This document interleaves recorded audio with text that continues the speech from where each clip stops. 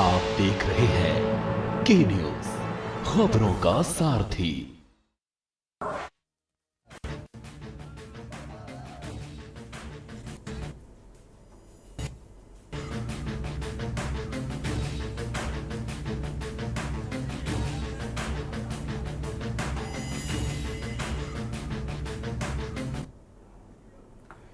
नमस्कार।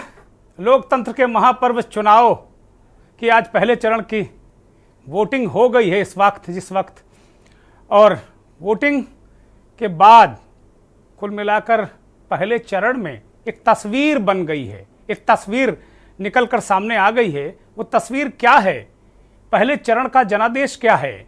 जनता ने क्या मुद्दे रख के क्या बात की, क्या लोगों ने खुलकर अपनी बातें रखी, या अभी भी मतदाता जो गुप्त मतदान है वो गुप्त ही करके आए हैं, बहुत मतदाता खुल नहीं रहे हैं। बहुत सारी चीज़ें इस पहले चरण में देखने को मिली।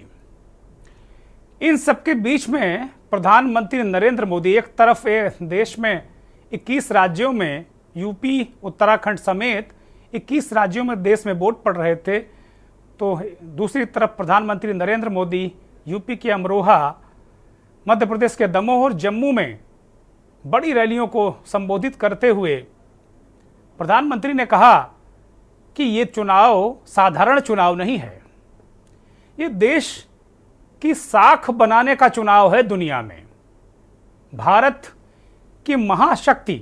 महाशक्ति बने, इस बात का ये चुनाव है। ये चुनाव कोई नाली सड़क खड़ंजा, ये छोटे छोटे चीज़ों का चुनाव नहीं है।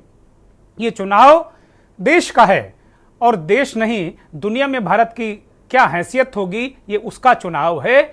और प्रधानमंत्री ने दुनिया की हलचल का भी जिक्र किया। उन्होंने कहा कि आप देख रहे हैं दुनिया में किस तरीके की हलचल हो रही है। उन्होंने उत्तर प्रदेश में राहुल और अखिलेश की जोड़ी को शहजादों की जोड़ी कह के संबोधित किया और कहा कि ये दोनों फिर शूटिंग पर निकल पड़े हैं। क्या प्रधानमंत्री की ये बातें, प्रधानमंत्री का ये संबोधन, उनका अंदाज क्या कहता है? इसी तरीके से विपक्षी नेता उत्तर प्रदेश से लेकर तमाम राज्यों में राहुल गांधी, प्रियंका गांधी, अखिलेश यादव, ये लोग भी, तेजस्वी यादव, ये लगातार नामांकनों में शामिल हुए और इन लोगों ने भी प्रचार किया। तस्वीर क्या है? शुरुआत में कई जगह आज दिन भर जो वोटिंग हुई, उत्तर प्रदेश की 8 सीटों पर, उत्तराखंड की सभी 5 सीटों पर मतदान जो पूरा हुआ, उसमें कुल मिलाकर अगर देखा जाए तो कई जगह इस तरीके की तस्वीरें भी निकल कर आई। लोगों ने चुनाव में वोट न डालने की बात कही, बहिष्कार की बात कही, अपना आक्रोश व्यक्त किया। और कुछ जगह ये भी रहा कि ईवीएम की खराबी, ईवीएम में गड़बड़ी की बड़ी शिकायतें रहीं। उत्तर प्रदेश के नगीना में आजाद समाज पार्टी के उम्मीदवार चंद्रशेखर आजाद ने कई बार शिकायत की कि 3 दर्जन ईवीएम खराब हैं, और वो उस जगह खराब हैं जहां दलित वर्ग के मतदाता हैं, लेकिन उन्हें ठीक नहीं किया जा रहा। उन्होंने मनसा पर भी सवाल उठाया। इस तरीके से देश भर में ईवीएम खराब होने, मतदान ना शुरू होने, इनकी तमाम शिकायतें आई। तो आज ये सवाल हम इस वक्त जो लेकर आए हैं कि इस महायज्ञ में जो पहले चरण की आहुतियां हैं, वो आहुतियां क्या कहती हैं? लोगों ने क्या सोचकर वो आहुतियां डाला है इस लोकतंत्र के महापर्व के महायज्ञ में? और पहले चरण का जनादेश क्या है? किसी के मन की बात पता करना तो बहुत मुश्किल काम है, लेकिन हम पत्रकार, तमाम विश्लेषक और आम जनता भी जब वोट डालकर निकलती है तो बहुत कुछ कह जाती है, बहुत सारे संकेत और संदेश दे जाती है। तो यही संकेत और संदेश जानने के लिए हम आज इस पर बात कर रहे हैं, पहले चरण का जनादेश क्या।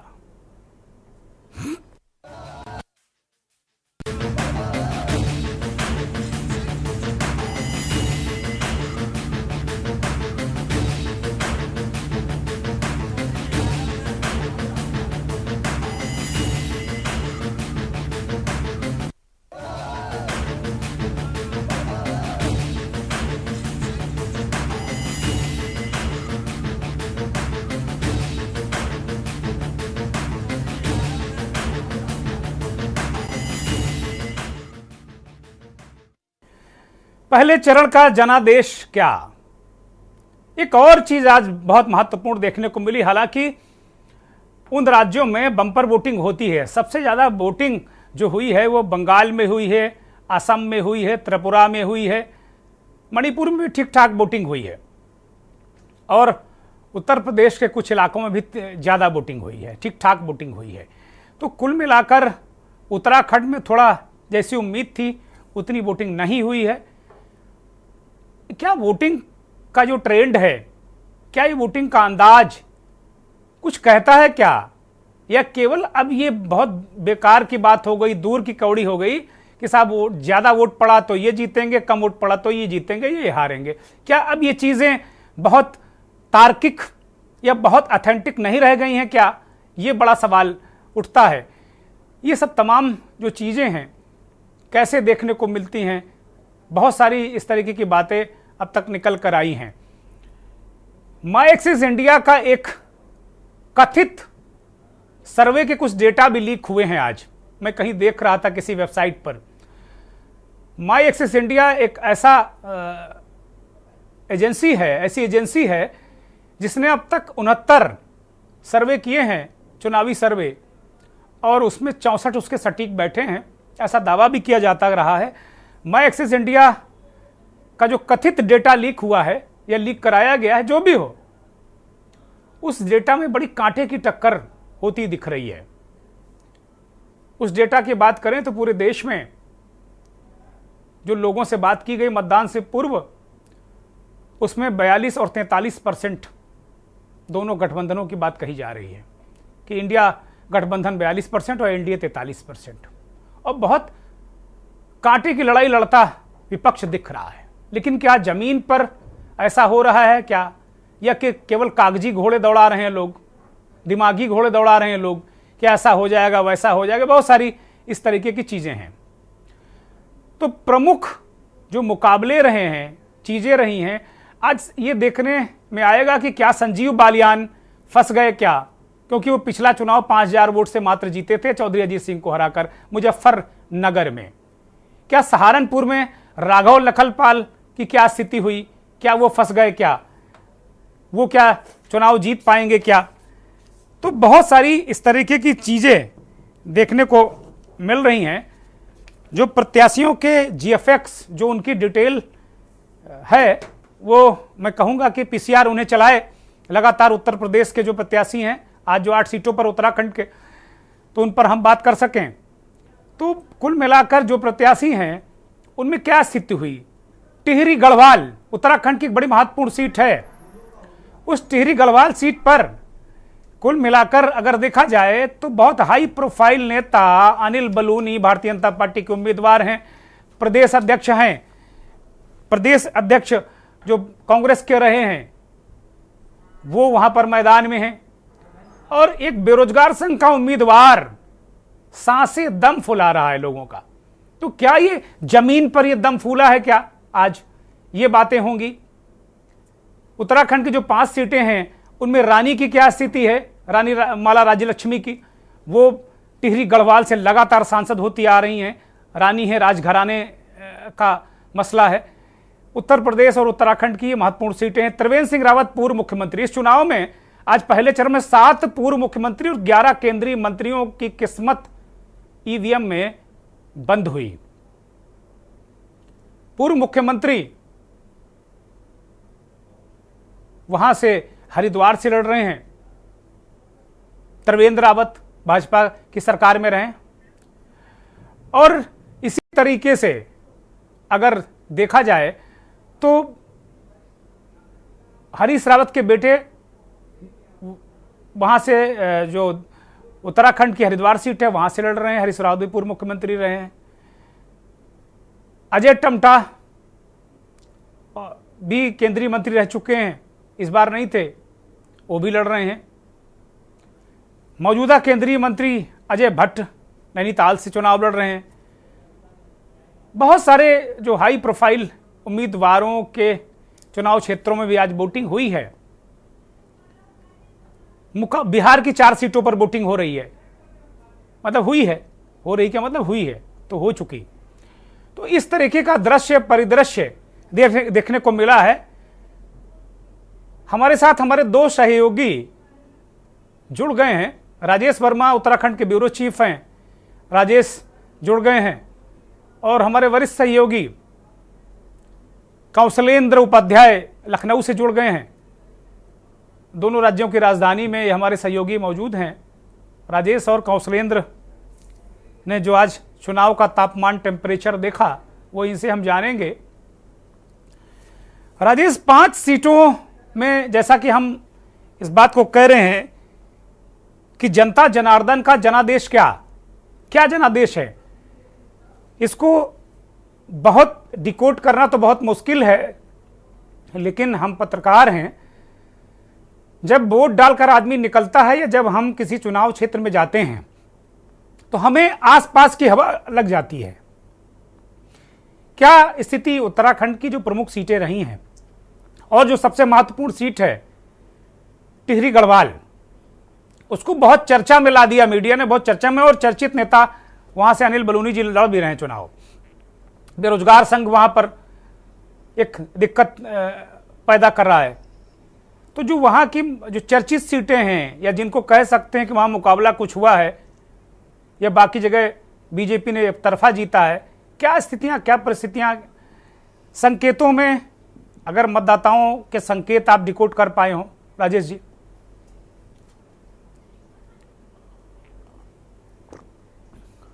बिल्कुल दुर्गेश जी, देखिए लोकसभा सीटों की बात करें तो उत्तराखंड में 5 लोकसभा सीटों पर चुनाव हो रहा है, और इस समय ये कहना बड़ा मुश्किल हो रहा है क्योंकि अभी तक हमने देखा है कि जो पिछला चुनाव हुआ था तो उसका मत प्रतिशत जो था वो 62% के लगभग था।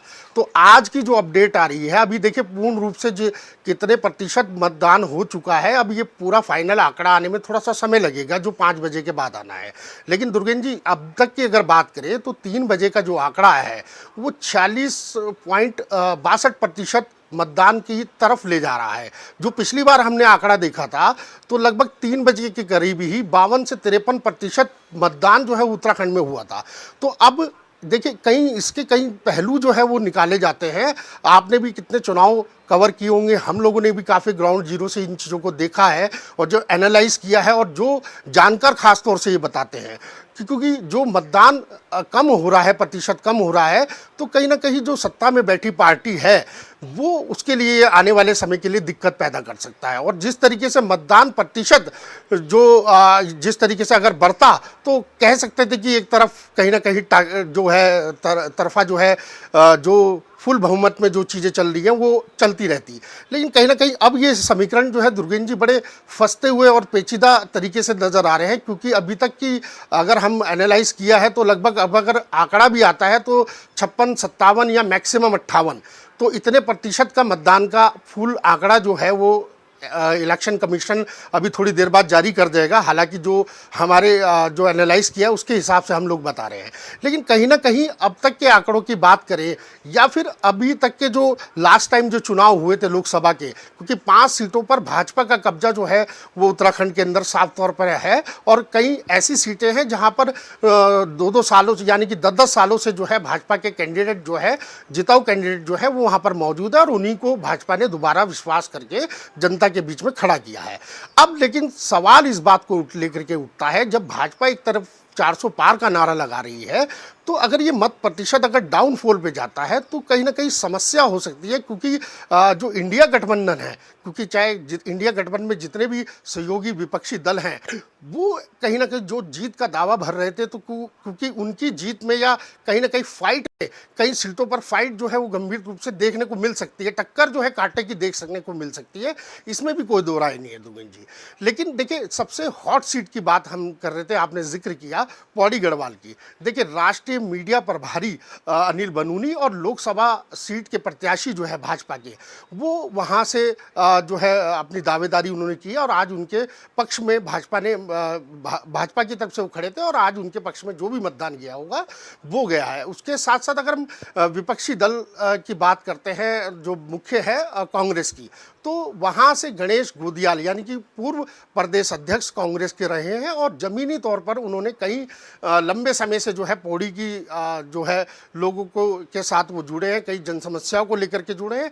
तो कहीं ना कहीं जो पेज है वो देखिए बिल्कुल कहीं ना कहीं जो पेज है वो पौड़ी की सीट पर जो है वो कहीं ना कहीं टक्कर की कांटे की टक्कर जो है वो साफ तौर पे देखने को मिल रही है।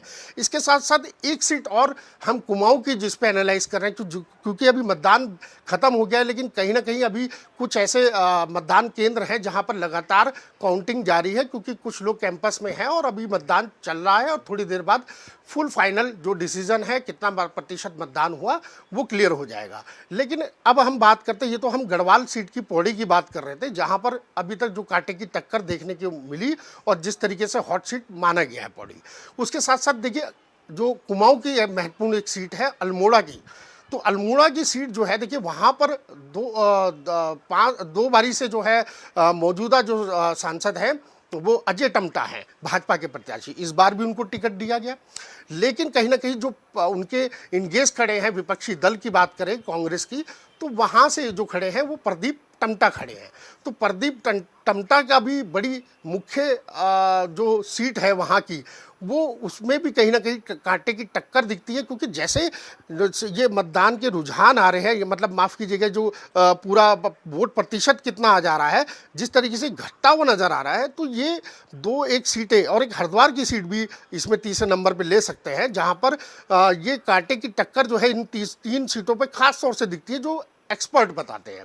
अब ये बहरहाल ये कहना बड़ा मुश्किल होगा कि जनता का रुख क्या होगा। क्या 400 पार का जो नारा प्रधानमंत्री नरेंद्र मोदी ने भाजपा के लिए लगाया वो भाजपा पार कर पाएगी, या जो इंडिया गठबंधन है, इंडिया गठबंधन को लेकर के जो पहाड़ की मूलभूत सुविधाएं हैं या पहाड़ की जो समस्याएं हैं जिसको लेकर के आज जो उत्तराखंड की जनता है उसने अपना मतदान दिया है, उसने कई चीज़ों को लेकर देखिए वोटर बहुत साइलेंट रहा है, क्योंकि हमने कई बार कोशिश करी, हर तरीके से कोशिश की कि उनसे चर्चा हो, लेकिन हर किसी का यही बात थी कि कोई विकास को लेकर के बात कर रहा है, कोई महंगाई को लेकर के बात कर रहा है, और कोई जो है कानून व्यवस्थाओं को लेकर के दुर्गेन जी बात करता हुआ नजर आ रहा है। अब देखिए अब पेटियां बंद हो चुकी हैं, ये इनके जो भविष्य है जितने पांचों प्रत्याशी हैं इनके भविष्य कैद हो चुके हैं।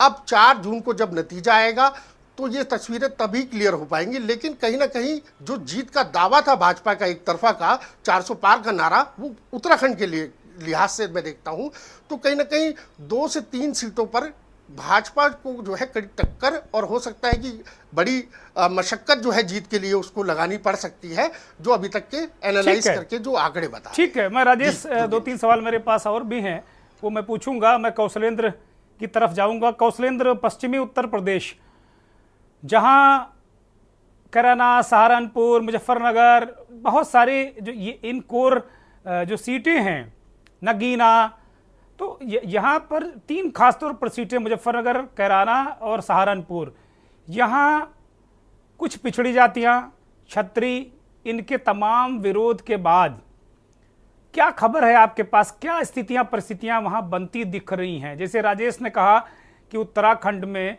10 साल से 5 की 5 सीटें बीजेपी के पास हैं, और जो आज चुनाव उत्तर प्रदेश में हुए हैं उनमें 8 में 5 सीटें विपक्ष के पास थी पिछली बार, लेकिन तब विपक्ष में आरएलडी था, इस बार आरएलडी इनके साथ में, आरएलडी के उम्मीदवार भी लड़ रहे हैं। क्या स्थिति, क्या परिस्थिति दिख रही है दोनों गठबंधनों के बीच?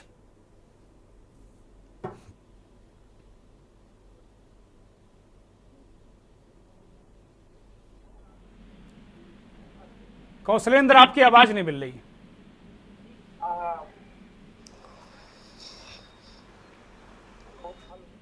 कौशलेंद्र की आवाज ठीक की जाए, उनकी आवाज दर्शकों को नहीं मिल रही है।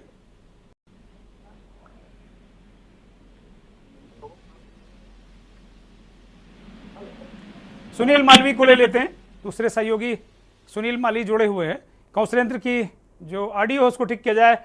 सुनील मालवी, मध्य प्रदेश में जिस तरीके से पिछली बार क्लीन स्वीप छिंदवाड़ा को छोड़कर पहले चरण में जो आज जिन सीटों पर वोटिंग थी वो कौन प्रमुख सीटें थी, और क्या माहौल जमीन पर देखने को मिला, क्या किस तरीके की खबरें आ रही हैं? आपकी बात हो रही होगी तमाम स्थानीय पत्रकारों से, नेताओं से। जी देखिए, बिल्कुल दुर्गेश जी, निश्चित तौर से मध्य प्रदेश में जो 2019 में जो लोकसभा एक ऐसी लोकसभा सीट थी जो कांग्रेस के पाले में थी, वो थी छिंदवाड़ा। लेकिन इस समय मध्य प्रदेश की नहीं अपितु पूरे भारत देश की निगाहें छिंदवाड़ा सीट पर टिकी हुई है।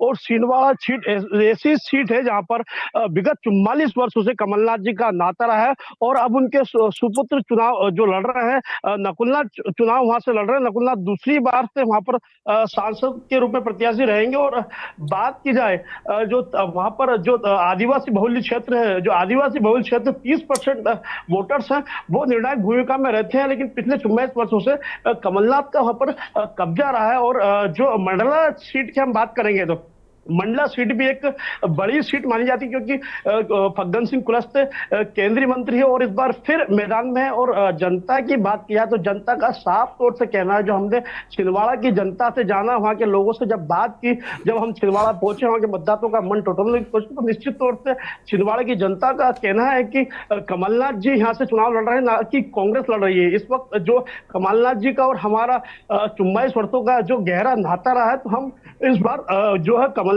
जी को ही चुनेंगे, क्योंकि हम ये नहीं देख रहे कि कांग्रेस है कि बीजेपी, हम तो सिर्फ कमलनाथ जी का चेहरा देख के नकुलनाथ जी को वोट करेंगे। ठीक है सुनील, बाकी सीटों की बात करते हैं, बाकी सीटों की बात करते हैं। कमलनाथ की चलिए, वो कांग्रेस से ऊपर हो गए, मान लिया कि वो उनका व्यक्तिगत रिश्ता है। लेकिन मंडला, अन्य जगह क्या बीजेपी को कोई चुनौती मिल रही है? मतदाता कहीं इस बात को विचार कर रहा है, देख रहा है कि बीजेपी के अलावा भी किसी के बारे में सोच रहा है? जी बिल्कुल, देखिए निश्चित तौर से मंडला में भी एक आदिवासी बहुल्य क्षेत्र है। वहां पर फग्गन सिंह कुलस्ते लगातार केंद्रीय मंत्री रहे। लेकिन फग्गन सिंह कुलस्ते 2023 में विधानसभा चुनाव का हार का सामना करना पड़ा, क्योंकि उनको 2023 का जो चुनाव लड़ाया गया था विधानसभा का, उस चुनाव में उनको हार का सामना करना पड़ रहा है। लेकिन वहां की जो जनता है मंडला की, वो निश्चित तौर से वहां पर बदलाव करने के रूप में है और बदलाव करती ही नजर आ रही है। वो इस बार अगर देखा जाए वोटिंग परसेंटेज, तो सबसे ज्यादा जो वोटिंग परसेंट है वो बालाघाट में है, छिंदवाड़ा में, फिर मंडला में। तो ये वोटिंग परसेंट से भी एक अंदाजा लगाया जा सकता है। और वहां के जो मतदाता का जो गलियारों में जो बातें चल रही है, साफ जाहिर है कि इस बार मंडला सीट कांग्रेस के पाले में जा सकती है। ठीक बात है। ठीक है सुनील, बहुत शुक्रिया आपका महत्वपूर्ण जानकारी देने के लिए। कौशलेंद्र उपाध्याय के पास जाएंगे।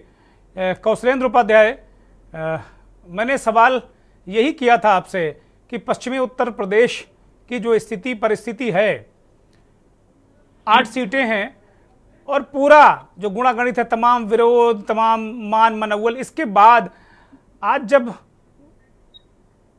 वोटिंग खत्म हो गई तो उसके बाद बहुत सारी चीजें बनी। उत्तर प्रदेश में एक बड़ा महत्वपूर्ण इलाका है पश्चिमी उत्तर प्रदेश, वहां ये परिस्थितियां, ये स्थितियां देखने को मिली। राजेश वर्मा हमारे ब्यूरो चीफ उत्तराखंड से लगातार जुड़े हुए हैं। राजेश जी, आप जो बता रहे हैं उसके मुताबिक तो ये लग रहा है कि बीजेपी जो पिछला 19 का चुनाव था या 14 का चुनाव था, 5 सीटें बहुत जबरदस्त तरीके से वहां जीती थी और 10 साल से 5 सीटों पर बीजेपी का कब्जा है। पहले ये ट्रेंड कभी हुआ करता था कि एक बार बीजेपी एक बार कांग्रेस, लेकिन इस बार राज्य सरकार में भी वही हालत हुई और 2019 में भी 5 की 5 सीटें बीजेपी जीती थी। लेकिन जो अभी आप गुणागणित बता रहे हैं, मतदाताओं की जो नब्ज आपने टटोली या जो आपके सहयोगी साथियों से आपकी बातचीत हुई, उसके मुताबिक जिस तरीके से आप पौड़ी गढ़वाल की बात कर रहे हैं, इसी तरीके से आप अजय टम्टा और प्रदीप टम्टा की सीट की बात कर रहे हैं, हरिद्वार सीट की भी आप बात कर रहे हैं, तो क्या आश्चर्यजनक रूप से कांग्रेस पार्टी वहां फाइट में आई? और वो क्या कारण थे जिसकी वजह से वो लड़ने की स्थिति में आ गई? नहीं तो ऐसा नहीं लग रहा था कि कहीं लड़ पाएगी कांग्रेस वहां।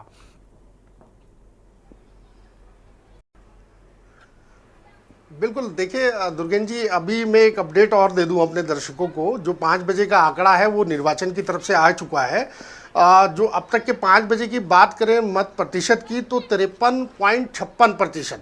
तो आप ये लगा सकते हैं कि 53 समथिंग जो है ये आंकड़ा जो है वो सामने आया है, जिसमें अल्मोड़ा में जो अगर बात करें तो 44% वोटिंग हुई है और पौड़ी की बात करें तो लगभग 48% हुई है। और अगर हरिद्वार सीट की बात करें तो 39 के लगभग हुई है। नैनीताल उधम सिंह नगर की बात करें तो लगभग 60 के लगभग हुई है। और टिहरी सीट की बात करें तो 51% ये पूरा मतदान हुआ। और इसके साथ साथ देखिए 2019 में अगर उन आंकड़ों को कंपेयर करते हैं तो लगभग 5% का जो घटोती है वो साफ तौर पे देखने को मिल रही है। हालांकि इसमें जो निर्वाचन की तरफ से एक बयान भी आया है कि गर्मी बहुत ज़्यादा थी और इसकी वजह से भी जो है मतदाता कई जगह पर जो है वो निकलने में कतराए हैं। तो देखिए अब राजेश जी, ये बात तो बहुत गले नहीं उतरती। हरिद्वार की बात कर सकते हैं आप, लेकिन जो पहाड़ वाली सीटें हैं, कोर पहाड़ वाली, वहां गर्मी का क्या मतलब है? गर्मी तो इतनी नहीं होती जितनी मैदान में होती है। तो कहीं ना कहीं वोट प्रतिशत घटा है। अब ये मतदाताओं का रुझान कम हुआ है या कोई लोकल कारण रहे हैं, जो भी हो। तो ये देखिए, आप इससे अंदाजा लगा सकते हैं कि जब वोट प्रतिशत गिरा है तो इसमें स्वाभाविक से तौर की बात है कि इसमें कहीं ना कहीं नुकसान जो है मौजूदा जो पार्टी है उसको हो सकता है। ये समीकरण अभी तक के एनालाइज के हिसाब से बता रहे हैं। और जैसे ही हम लोग जिस तरीके से सीटों के ऊपर विचार कर रहे हैं, अपना मंथन कर रहे हैं, अपनी चर्चा कर रहे हैं, तो कहीं ना कहीं ये टक्कर जो है अब इसमें कोई ज़्यादा वो नहीं लग रहा है कि जो 400 पार का, जैसे मैं अभी आपको बताया कि अभी लगातार भाजपा 400 पार का जो नारा लगा रही थी और 5 सीटों पर जो है दावेदारी हालांकि अभी तक देखी गई है, मौजूदा सांसद हैं, लेकिन अब जो दावेदारी है वो बड़ा थोड़ा सा कहीं 1-2 सीटों पर फंसती हुई नजर आती है। जो समीकरण बता रहे हैं कांटे की टक्कर रहेगी। हो सकता है जीत का आंकड़ा बहुत कम हो, लेकिन जो कॉन्फिडेंस भाजपा के अंदर दिख रहा था या पार्टी के अंदर दिख रहा था या जो विपक्षी दल एनडीए गठबंधन को दिख रहा था, तो वो इस समय मुझे लगता है कि अपने कॉन्फिडेंस में कहीं ना कहीं उनका लेवल बढ़ा हुआ है। इस बात ठीक बात। राजेश जी, आप बने रहिए, आप लगातार बने रहिए। मैं कौशलेंद्र को लूंगा, कुछ तकनीकी व्यवधान के कारण कौशलेंद्र से बात नहीं हो पाई। कौशलेंद्र उपाध्याय, सवाल तो मुझे लगता है अब तक मेरा पहुंच ही गया, लेकिन मैं थोड़ा दोहरा देता हूं कि पश्चिमी उत्तर प्रदेश की 8 सीटें मतदान हुआ। बिजनौर को लेकर बिजनौर में बवाल भी हुआ। एक बसपा के प्रत्याशी चौधरी बिरजिंदर के यहाँ छापे भी पड़े।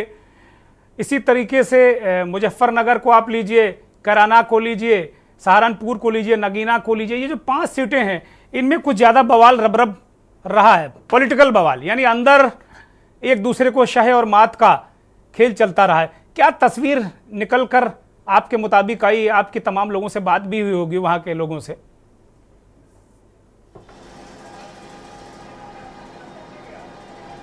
जी बिल्कुल, देखिए आपको बताएं कि जो मतदान आज जिन 8 सीटों पे उत्तर प्रदेश में हो रहा है उसका सबसे महत्वपूर्ण जानना है कि 2019 में जहां भारतीय जनता पार्टी के पास सिर्फ 3 सीटें थी, अगर देखा जाए जो आंकड़े आए थे, क्योंकि उस समय रामपुर 2019 में रामपुर से खुद आजम खान चुनाव लड़े थे और वो चुनाव जीते थे, लेकिन उस पे जब वो सीट खाली, उसके बाद जब उपचुनाव हो तो भारतीय जनता पार्टी के पास 1 सीट और वहां उपचुनाव में जाने के बाद जो है वहां पे पहुंच गई थी। लेकिन अगर वहीं आप सहारनपुर की बात करें जहां पे बसपा प्रत्याशी चुनाव जीते थे, उसके बाद नगीना की बात कीजिए, बिजनौर की, बिजनौर में अभी जो स्थितियां हैं आप देखिए, जिस तरह से बसपा प्रत्याशी जो अभी आया कि उनके घर छापे पड़े। लेकिन अगर आप वहीं विपक्ष की बात करें तो जो समाजवादी पार्टी के जो टिकट का जो वहां पे विवाद चला, जो टिकट जो है दिया गया था, जो वहां पे नामांकन करते समय आपने खुद देखा होगा किस तरह से प्रत्याशियों, 2 प्रत्याशियों के बीच में जो द्वंद्व हुआ था, उसको अगर आप देखेंगे तो कहीं न कहीं उसको जो है भारतीय जनता पार्टी ने पूरी तरह से वहां पे बुनाया। और 2019 के इलेक्शन में जब समाजवादी पार्टी और बहुजन समाज पार्टी का जो गठबंधन हुआ था, उसका जो फायदा मिला था वो कहीं न कहीं वहां अधिक सीटों पे बहुजन समाज पार्टी को मिला था। लेकिन इस बार उसका एक उलट है। अगर देखा जाए कांग्रेस और समाजवादी पार्टी का जो वोट, जो गठबंधन है, इंडिया गठबंधन, वहां पे जो प्रत्याशी उतारे गए हैं, अगर उनका आंकड़ा देखेंगे तो जो सहारनपुर में जो बहुजन समाज पार्टी जो चुनाव 2019 में जीती थी, अब वहां पे क्योंकि इमरान मसूद चुनाव वहां पे तब कांग्रेस से सिंगल पर्सन इमरान मसूद चुनाव लड़े थे, लेकिन जो वोट प्रतिशत अगर देखेंगे और जो मतदान जो उनको वोट मिला था वो कहीं न कहीं आंकड़े के पास था। तो अब इस बार जो समाजवादी पार्टी का और जो वोट का जो एक देखिए डिस्प्लॉय जिसको कहते हैं कि अगर जो एक मुश्त वोट है, जो सपा और कांग्रेस का जो वोट था वो कहीं न कहीं एक जगह पड़ता हुआ दिख रहा है। और वहीं जो इस समय जो स्थितियां बनी हैं, जो आरएलडी जो इस समय भारतीय जनता पार्टी के ही तो वहीं देखिए जो संजीव बालियान का जो विरोध जो पहले आरएलडी से था, उसके बाद अचानक से जयंत चौधरी का आना, जब वहां पे कहते हैं कि विवाद सब खत्म हो गया है। लेकिन वहीं अगर बात की जाए जो आप कैराना की बात करें, जो प्रत्याशी का जो विरोध आपको देखने मिला जाए भारतीय जनता पार्टी का, हालांकि भारतीय जनता पार्टी से सिटिंग सांसद भी हैं वहां पे, लेकिन जो इस बार जो विरोध आपने देखा होगा, जो वहां जाति समीकरण को लेकर जो एक माहौल बनाया गया था, वो अगर देखिए तो वोट प्रतिशत में कहीं ना कहीं फर्क पड़ रहा है। अभी हालांकि वोटिंग चल रही है निर्वाचन आयोग की तरफ से, अभी 5 बजे तक के जो आंकड़े वो आए हैं, लेकिन अभी निर्वाचन आयोग ने कहा है कि अभी वहां पे जो है वोटिंग चल रही है। जब वोटिंग खत्म हो जाएगी तो हम पूरा फाइनल जो है डेटा जो है हम सार्वजनिक करेंगे। लेकिन जो वोटिंग प्रतिशत है उसको देखिए तो कहीं ना कहीं बहुत नजदीक है। तो वोट प्रतिशत का जो बढ़ना, आपने अभी जैसे बताया कि वोट का प्रतिशत का बढ़ना और वो प्रतिशत कम होना, वो दोनों भी जो है कहीं ना कहीं जो है सत्ता के लिए हो या विपक्ष के, दोनों तरफ से जो है वो नुकसान और फायदे का जो है वो आंकड़ा अभी तो बाद में पता चल जाएगा। लेकिन जो मौजूदा स्थिति है, अगर 4 सीटों पे अभी भारतीय जनता पार्टी को वहाँ सिटिंग सांसद हैं, और वहीं वो जो स्थितियां बनी हैं, जैसे रामपुर की बात की जाए, आजम का, क्योंकि आजम खां भी जेल में है और उनके न रहने के बाद उपचुनाव वहाँ से जिस तरह से भारतीय जनता पार्टी ने चुनाव जीता, और वहाँ पे जो बहुजन समाज पार्टी और समाजवादी पार्टी की जो टिकट को लेके जो बंटवारा, जो टिकट जो है जिन लोगों को दिया गया, रामपुर में जो सपा का जो टिकट जो है किनको दिया गया, फिर नाम किसका हुआ, ये सब चीज़ें देखेंगे तो जो स्थितियाँ हैं वो कहीं ना कहीं कुछ बदलाव की तरफ ज़्यादा दिखती नहीं है। लेकिन वहीं अन्य सीटों पे जो भारतीय जनता पार्टी जो सीटिंग है, जैसे कैराना की बात की जाए और पीलीभीत में और वरुण गांधी चुनाव नहीं लड़ रहे हैं, वहाँ पे यूपी सरकार के पीडब्ल्यू मंत्री जो है वो चुनाव लड़ रहे हैं, नए प्रत्याशी के रूप में पीलीभीत गए हैं। तो वहाँ पे भी जो है अभी ये कहना जो है कि जरूरी नहीं हम समझते हैं कि क्या स्थितियाँ हैं। लेकिन जो वहाँ पे वोटिंग प्रतिशत जो अभी आया है सबसे ज़्यादा अगर देखा जाए तो पीलीभीत में अभी तक जो है मतदान प्रतिशत वहीं पे ज़्यादा हुआ है। तो वहाँ पे जो स्थितियां बन रही हैं, तो दोनों प्रत्याशियों वहाँ जो है इंडिया गठबंधन और एनडीए के बीच में जो टक्कर है वो कहीं न कहीं अभी मुकाबले में वो दिख रहा है। कौशलेंद्र एक बड़ी महत्वपूर्ण सवाल है, एक बहुत महत्वपूर्ण सवाल है, वो राजेश से भी हमने वो सवाल किया था, बड़ा महत्वपूर्ण सवाल है। इसका मतलब ये है कि जिस तरह कहा जा रहा था, बीजेपी के लोग दावा कर रहे थे कि नहीं कोई नहीं है टक्कर में, कहां पड़े हो चक्कर में, तो वो वाली स्थिति नहीं है, टक्कर है उत्तर प्रदेश में भी।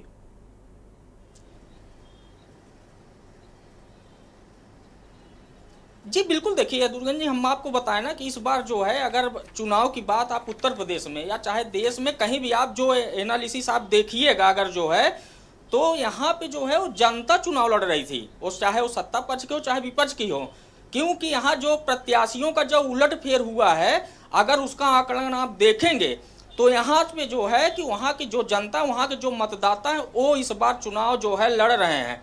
और बहुत महत्वपूर्ण है कि जो स्थितियां हैं, जो भारतीय जनता पार्टी, हालांकि उनके केंद्रीय नेतृत्व और वहीं यूपी में भी उनकी सरकार है, तो ऐसा नहीं है कि जो प्रचार प्रसार में उन्होंने कोई कोर कसर छोड़ा है, लेकिन जो जनता के बीच में जो बुनियादी जो मुद्दे थे, अगर उनकी बात की जाए, आप देखिए किसानों का जो क्षेत्र है, अगर वो देखिए पश्चिमी यूपी में इन 8 सीटों पे अधिकतर है, तो किसानों की जो नाराजगी है और वहीं जो जनता की जो नाराजगी है, तमाम ऐसे जो है केसेस भी आए हैं कि जैसे जनता किससे नाराज हुई है, महंगाई हो या चाहे जो है बेरोजगारी हो, इन तमाम चीज़ों को लेके तो पश्चिमी यूपी से ही आग लगना शुरू हुई थी।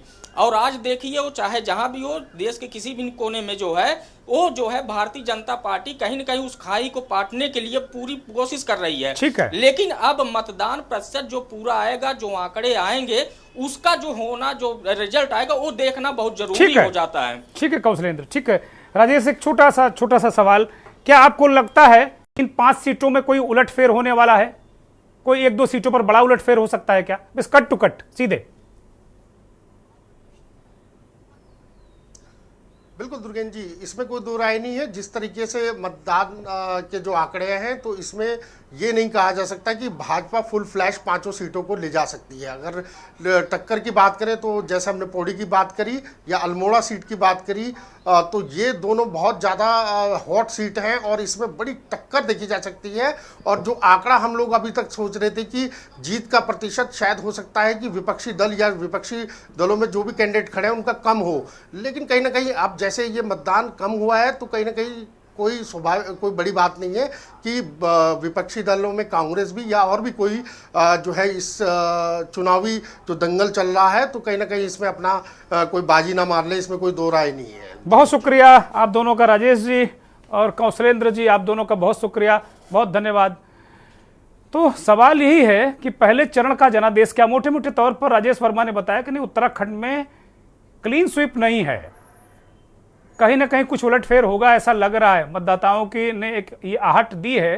पहले चरण का जनादेश उत्तराखंड के लिए फिलहाल ये जनादेश की आहट है और उत्तर प्रदेश की 8 सीटों पर लड़ाई हुई है, ऐसा नहीं कि मामला एक तरफा हो। एक ब्रेक पर जा रहे हैं।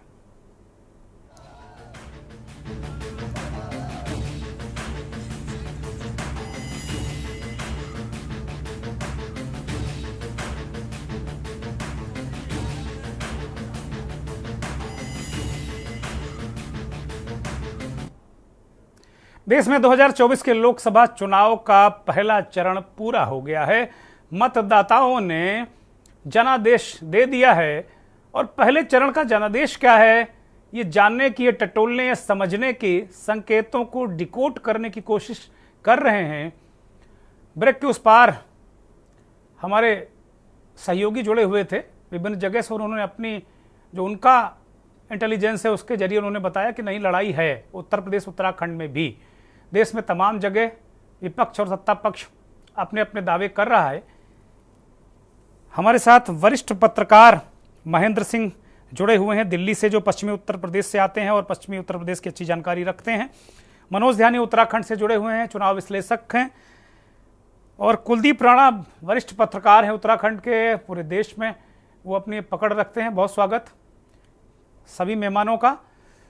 मनोज ध्यानी जी से शुरुआत करेंगे। मनोज ध्यानी जी, उत्तराखंड में जो आज मतदान हुआ, अभी 10 सालों से भारतीय जनता पार्टी लगातार वहां उसके सांसद हैं 5 की 5 सीटों पर। क्या जमीनी मुद्दे वहां पर काम कर रहे हैं या केवल राष्ट्रवाद के नाम पर? क्योंकि आज प्रधानमंत्री जी ने जो प्रचार का अपना गियर है उसको 6 गियर के बजाय 7वां गियर भी उन्होंने लगा दिया और उन्होंने कहा कि भाई अब पूरे दुनिया में जो भारत की हैसियत और साख बननी है ये उसका चुनाव है, भारत को महाशक्ति बनाने का चुनाव है। उन्होंने कहा कि भाई चीन अमेरिका के बाद भारत एक महाशक्ति बनेगा, ये इसका चुनाव है। उन्होंने लोगों को और ये कहा कि भाई इसके लिए आप वोट डालिए, महाशक्ति का चुनाव है। और वो उन इलाकों में प्रचार कर रहे थे जहां से सटी सीटों पर वोट भी हो रहे थे। उत्तर प्रदेश के अमरोहा में थे, पश्चिमी उत्तर प्रदेश में कई सीटों पर मतदान चल रहा था, मध्य प्रदेश में मतदान चल रहा था, दमोह में प्रचार कर रहे थे, जम्मू में भी मतदान था, वहां भी वो प्रचार कर रहे थे। तो अब खैर ये तो एक सगल हो गया है, चुनाव आयोग ऐसा फिक्चर ही ऐसा बनाता है, ऐसा कार्यक्रम ही बनाता है कि ये सब होता रहता है। अब इस पर तो कोई बहस करने की आवश्यकता है नहीं। लेकिन प्रधानमंत्री जी ने एक और गियर लगाया, इसको क्या आप अगर डिकोड कर पा रहे हैं तो वो जरा दर्शकों को बताइए। और उत्तराखंड में क्या स्थितियां परिस्थितियां रही, जमीनी मुद्दे क्या रहे? दुर्गे जी, बहुत अच्छा सवाल है।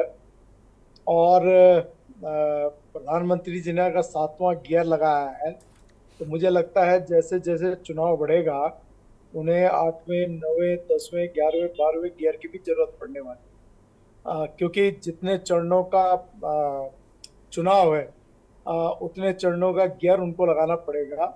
और अगर आप ये इसलिए हो रहा है कि यदि आपके पास एक स्थायी मुद्दा ना हो, स्थायी समाधान के जो जमीनी सवाल हैं उनके स्थायी समाधान का अगर आपके पास निराकरण नहीं होगा तो आप कुछ ना कुछ नया एजेंडा बनाने के लिए कुछ रचना बनाएंगे।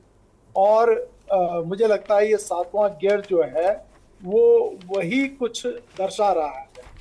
दरअसल भारत महाशक्ति कैसे बनेगा? भारत महाशक्ति तब बनेगा जबकि भारत की सेना मजबूत रहेगी, भारत की आर्थिक स्थिति बहुत शानदार होगी, भारत के अंदर तमाम समाज, तमाम पंथ, तमाम जात पात के लोग पूरा तन मन धन से राष्ट्र के प्रति चिंतनशील होंगे। ये तब जाकर भारत एक महाशक्ति के रूप में उभर सकता है।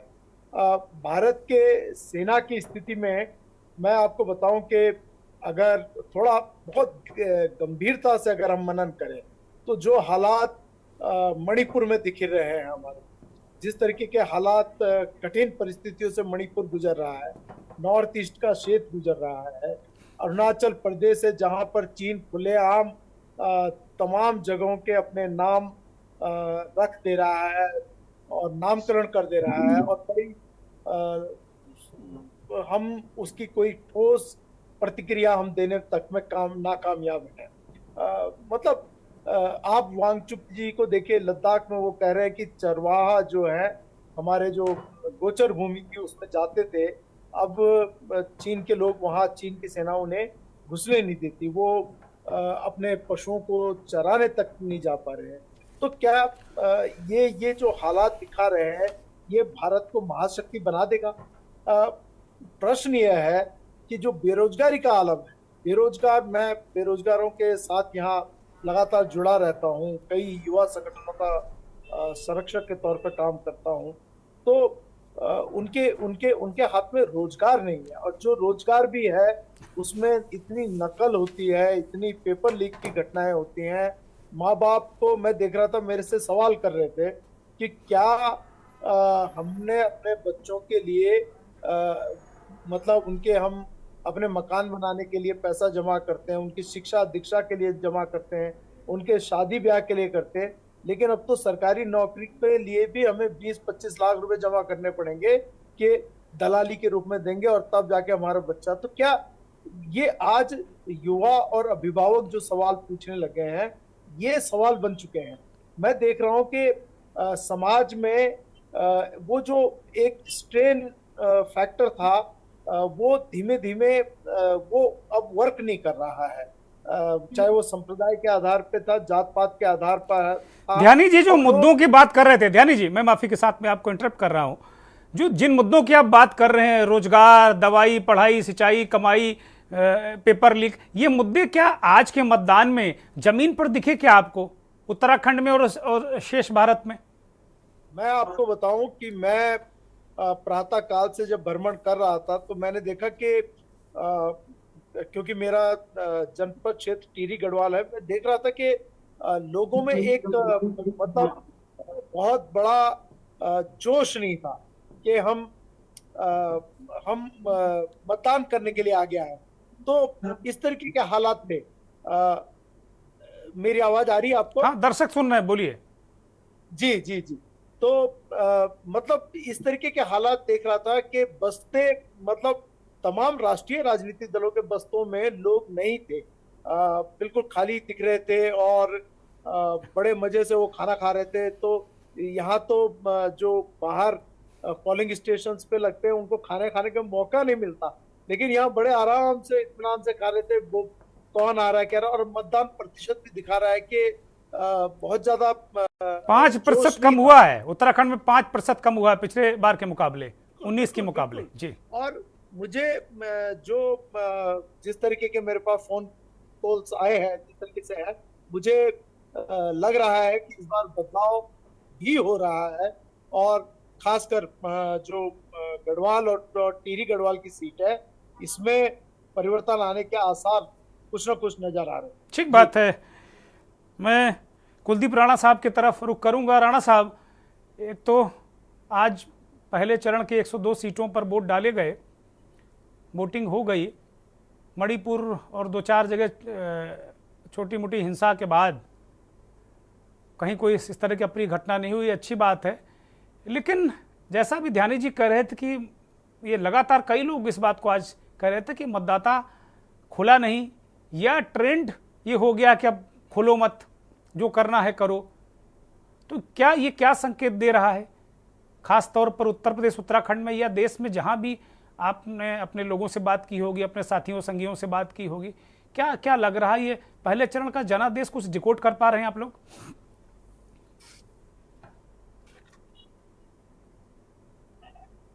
राणा साहब अनम्यूट करिए।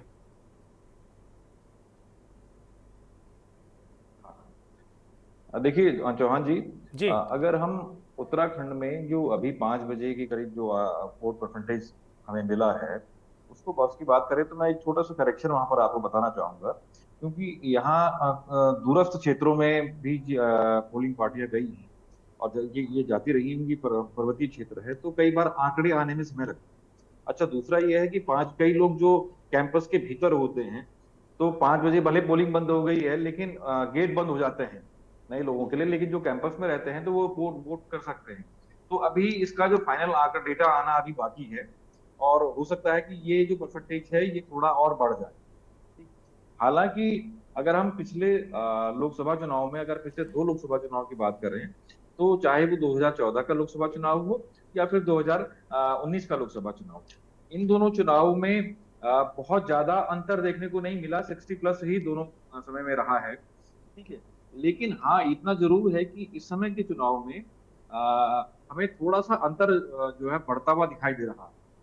और क्योंकि जो सुबह की पाली में जब मतदान हो रहा था तो उस समय चीजें जब निकल करके आई तो ये लगा कि शायद मतदान बढ़ रहा है, लेकिन उसके बाद दोपहर के समय और फिर शाम के समय जो चीजें निकल करके आई तो उसमें एकदम से एक बड़ा अंतर देखने को मिला ट्रेंड में, चुनाव में। यहाँ पर अगर हम उत्तराखंड के संदर्भ में अगर मैं बात कहूं तो मुद्दों को लेकर के 2 चीजें यहाँ पर रही इस बार के चुनाव में। दोनों दलों ने एक दूसरे का वो विरोध नहीं किया, दोनों दलों ने अपनी अपनी बातें रखी हैं जनता के साथ। भाजपा राष्ट्रीय दल राष्ट्रवाद को लेकर के आई, मोदी जी ने उत्तराखंड में जो काम किए और देश में जो काम किए उन्होंने उनको रखा और वोट मांगे। वहीं कांग्रेस ने जो है जो नितांत स्थानीय मुद्दे थे उनको इस बार अपना हथियार बनाया और इसमें भी कांग्रेस के साथ ये देखने में आया कि कांग्रेस पार्टी के बजाय कांग्रेस के कैंडिडेट ज्यादा प्रभावी रूप से चुनाव लड़ रहे थे, पार्टी कहीं चुनाव लड़ती हुई नहीं दिखाई दे रही। और देखिए, क्योंकि पिछले कई चुनावों से हमने देखा है, क्योंकि जो ये बदली हुई भाजपा है इसमें अमित शाह ने बीजेपी को इलेक्शन मशीन बना के रख दिया है, ठीक। तो बीजेपी के कार्यकर्ता पिछले 3-4 महीनों से लगातार पन्ना प्रमुख और जो इनके लाभार्थी रहे हैं योजनाओं के, उनके माध्यम से जो लोग हुए हैं उनसे कनेक्ट होने की लगातार कोशिशों में रहे। तो बीजेपी लगातार फील्ड में काम करती रही, कांग्रेस फील्ड से गायब रही। लेकिन इस उत्तराखंड के जो वर्तमान हालात, वर्तमान चुनावी परिप्रेक्ष्य में एकमात्र पौड़ी सीट पे जो कांग्रेस के पूर्व प्रदेश अध्यक्ष गणेश गोदियाल चुनाव लड़ रहे थे, वहां उन्होंने भाजपा के राष्ट्रीय मीडिया प्रभारी अनिल बलूनी को कड़ी टक्कर दी। और उत्तराखंड में चूंकि बलूनी राष्ट्रीय मीडिया प्रभारी रहे तो मीडिया का भी एक फोकस पौड़ी सीट पे था, तो स्वाभाविक सी बात है कि जब आप एक पक्ष को देखते हैं तो उनके अपोनेंट कौन है उनको भी हाईलाइट मिलता है उसमें, ठीक। और ये एक बड़ा कारण रहा कि पौड़ी सीट की जो टक्कर है वो पूरे प्रदेश में छाई रही, उसने पूरे प्रदेश इससे सीख नहीं पाई, पार्टी इससे सीख नहीं पाई और पार्टी लास्ट समय तक अपने प्रत्याशी के साथ उतनी मजबूती से खड़ी नहीं दिखाई दी। तो ये एक बड़ा कारण है कि पौड़ी सीट पे खासकर बलूनी को गणेश गोदियाल बहुत कड़ी टक्कर देते हुए दिखाई दे रहे हैं और पार्टी अगर साथ होती तो शायद चीजें बहुत कुछ अलग भी हो सकती थी। ठीक बात है। अगर हम अन्य सीटों की बात करें, अन्य 4 सीटों की बात करें, जैसे हरिद्वार सीट की बात करें या नैनीताल उधम सिंह नगर सीट की बात करें, ये दोनों उत्तराखंड में मैदानी सीटें हैं और ये दोनों सीटें एकमात्र ऐसी हैं जो एकमात्र जिलों तक ही सीमित हैं। जैसे हरिद्वार की जो सीट है उसमें मैक्सिमम विधानसभाएं हरिद्वार की ही हैं, 2-3 विधानसभाएं ऋषिकेश देहरादून की आती है। वहीं जो नैनीताल वाली है, उधम सिंह नगर नैनीताल वाला हिस्सा भी कुछ इसी तरीके का है, क्योंकि पहाड़ में जो है एक लोकसभा में कम से कम 2 से 3 जिले भी आते हैं, तो उस हिसाब से वहां विधानसभाओं का क्षेत्र भी बढ़ा। अब अगर हम हरिद्वार और उधम सिंह नगर की बात करें तो खासकर हरिद्वार की जो सीट है वो बीजेपी के लिए कभी फर्टाइल नहीं रही, क्योंकि वहां का जो जातीय आंकड़ा है, वो जातीय गणित है, वो बड़ा बटा हुआ है। लेकिन बीजेपी के लिए फर्टाइल नहीं है, इसलिए वो कांग्रेस के लिए फर्टाइल हो ऐसा भी नहीं है। ठीक, यही एक बड़ा कारण है कि वहां कांग्रेस एक बार जीत पाई है, और पहला चुनाव वहां से सपा के प्रत्याशी ने जीता था, उसके बाद कांग्रेस आई, उस समय यशपाल आर्य प्रदेश अध्यक्ष थे, उसके बाद लगातार वहां पर भाजपा आ रही है। ठीक, तो ये एक सॉरी हरी साहब, तो अभी क्या है कि हरिद्वार में जिस तरह की विधानसभा में जो स्थितियां हैं, वो स्थितियां इस प्रकार हैं कि 14 में से 6 सीटें भाजपा के पास हैं, ठीक, और 5 सीटें कांग्रेस के पास हैं, बाकी अन्य निर्दलीयों में और बीएसपी में बटी हुई। तो ये जो अंतर है, इसमें भी खासकर जो प्रत्याशी वहां खड़े हुए हैं हरिद्वार ग्रामीण के इलाके से, वो एक तरीके से वोट को आपस में बांट दे रहे हैं, और बीजेपी का जो वोट जो क्षेत्र है, चुनावी क्षेत्र है, जो उनकी 6 विधानसभाओं हैं, वो वहां ज्यादा प्रभावी रूप से दिखाई दे रही है। ठीक है, एक तरीके से ये जो बंटवारा हुआ, ठीक है, ठीक है। राणा साहब, मैं आता हूँ। राणा साहब, जरा महेंद्र सिंह को चर्चा में ले लेता हूँ। महेंद्र सिंह, ये तो उत्तर प्रदेश उत्तराखंड की बात इन्होंने की, चूंकि बहुत बातें काफ़ी उत्तराखंड पर बहुत डीप राणा साहब ने भी कहा, और ओवरऑल 102 सीटों पर क्या गणित, आप तो दिल्ली में बैठे हैं, सारी चीज़ों को देख रहे हैं, क्या लग रहा है, किस तरीके से एक सिनेरियो पहले चरण में क्या संकेत, क्या हवा पानी आई है, किस तरह लग रहा है आपको? आपने शुरुआत में एक बात का जिक्र किया था, एक्सिस माई इंडिया के सर्वे का, जी, वो कितना ऑथेंटिक है कितना नहीं है इसकी तो हम लोग पुष्टि नहीं कर सकते, लेकिन जो उसमें प्रकट किया गया है, मैं अभी महाराष्ट्र, उत्तर प्रदेश होकर के आया हूँ, यूपी के कुछ जगहों पे भी घूम के आया हूँ, तो वो प्रकटीकरण आम जनता के बीच में था वैसा ही। आम जनता में काफी नाराजगी है इस सरकार के खिलाफ, ये देखने को हम लोगों को मिल रहा था, बातचीत में ये सब पता चला।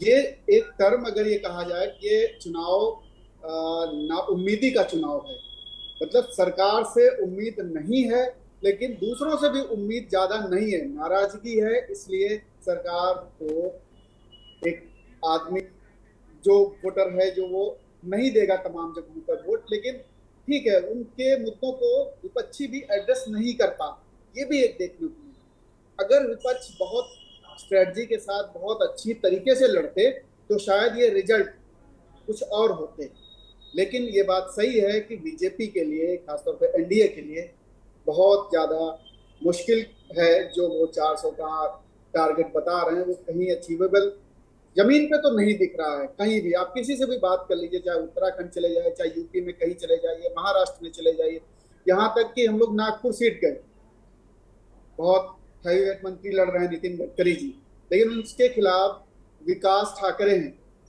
विकास ठाकरे मौजूदा विधायक हैं और वहाँ के मेयर भी रह चुके हैं, स्थानीय हैं, बहुत ज्यादा उनके प्रति लगाव है लोगों का।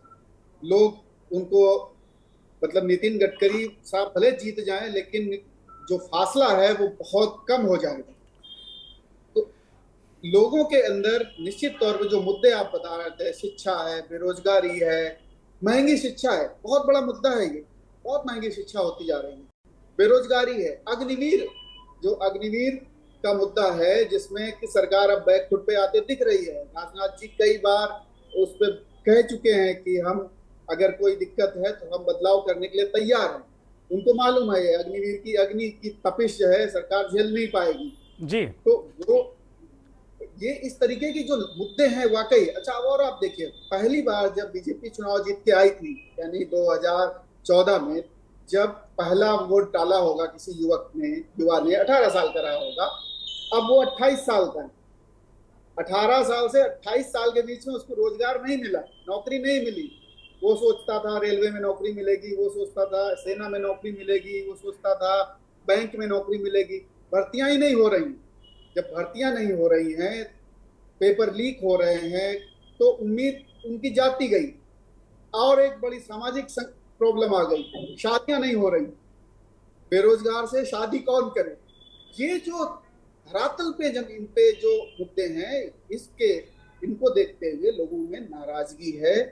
वो अब ये है कि वो दबे मुंह ही सही, लेकिन वो उस नाराजगी को जताते हैं जब आप उनसे बात करते हैं, जब आप उनसे निष्पक्ष होकर बात करते हैं। आप उनसे बोलिए मैं कोई पत्रकार नहीं हूं, मैं कोई सर्वे नहीं करने आया हूं, तो वो फिर अपने दिल की बात बताते हैं। तो और आज जिस तरीके से प्रधानमंत्री ने ट्रैक चेंज किया, आप जो बता रहे हैं 7वें गियर, बिल्कुल वो 7वें 8वें गियर में जा चुके हैं। सहारनपुर में जहां चुनाव हो रहा बगल की सीटों में, सहारनपुर में जाके वो किन किन मुद्दों को उठा रहे हैं, वो फिर वही ध्रुवीकरण, सांप्रदायिक ध्रुवीकरण की बात कर रहे हैं। इकलौता मुद्दा यही बचा है जिस पर बीजेपी चुनाव लड़ना चाह रही है, मुद्दों पे बात ही नहीं कर रही है। अगर आपने डेवलपमेंट किया है तो आपको खुल के बताना चाहिए कि अपने आप डेवलपमेंट पे दीजिए। हमने आपको सड़कें दी हैं, हमने आपको रोजगार दिया है, हमने आपको शिक्षा सस्ती दी है। अगर ऐसा कुछ किया है तो आपको बताना चाहिए। ठीक बात है। बहुत बहुत बहुत माफी के साथ मैं रोक रहा हूँ। बहुत शुक्रिया आपका महेंद्र सिंह जी, बहुत शुक्रिया मनोज ध्यानी जी, कुलदीप राणा साहब आपका भी बहुत शुक्रिया, बहुत धन्यवाद। कुल मिलाकर पहला चरण महाभीषण है, जो अभी हमारे पत्रकार साथियों ने, चुनाव विश्लेषकों ने और हमारे सहयोगियों ने जो मतदाता का जो मन है, जो उसकी हम लोग हवा पानी कहते हैं, क्या है हवा पानी, तो हवा पानी को डिकोड करने की जो कोशिश की है वो ऐसा नहीं लग रहा है जैसे एक तरफा मामला नहीं है, मुकाबला है और मुकाबला तगड़ा दिख रहा है पहले चरण में। चूंकि मुद्दे बहुत सारे हैं, राष्ट्रवाद के नाम पर, देश बनाने के नाम पर, महाशक्ति के नाम पर, बहुत सारे राजनीतिक दल ध्रुवीकरण के नाम पर भी काम करते हैं, मंदिर के नाम पर भी वोट मांगे गए पूरे प्रचार में। बहुत सारे लोग कह रहे हैं कि भाई तुष्टीकरण ये करते हैं विपक्ष वाले। भ्रष्टाचार एक बड़ा मुद्दा उभर कर सामने आया। तो ये देखना होगा कि क्या भ्रष्टाचार पर वोट पड़े, क्या दवाई, पढ़ाई, सिंचाई, कमाई, नौकरी, रोजगार, इन पर वोट पड़े क्या, ये बड़ा मुद्दा है। क्योंकि आमतौर पर देखा जाता है कि ये मुद्दे चुनाव में नहीं पड़ते, वहाँ जातियाँ, वहाँ धर्म, वहाँ बहुत सारी चीज़ें वो हो जाती हैं। खैर, मतदाता महान है। बहुत बहुत प्रणाम।